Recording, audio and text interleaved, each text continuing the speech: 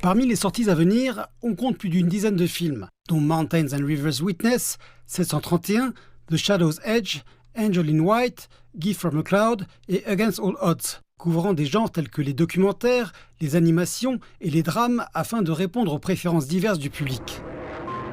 Mountains and Rivers Witness est le premier documentaire panoramique chinois retraçant 14 ans de résistance contre l'agression japonaise, utilisant la restauration numérique et la reconstruction artistique pour dépeindre de manière vivante la lutte nationale.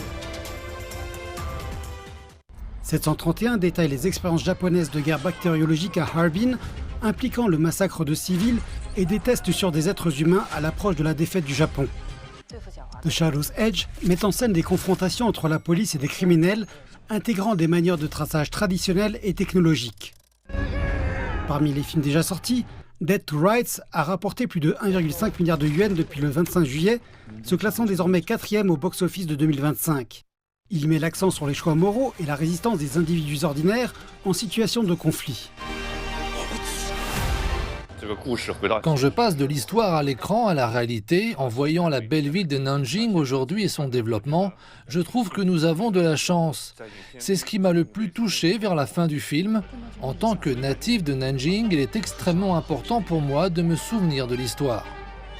Le film d'animation Nobody est une production qui combine culture traditionnelle et philosophie moderne du monde du travail.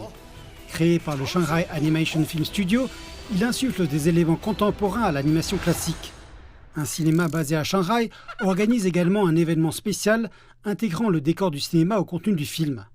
Les spectateurs ont pu interagir et prendre des photos avec les personnages créés par le Shanghai Animation Film Studio pendant l'événement.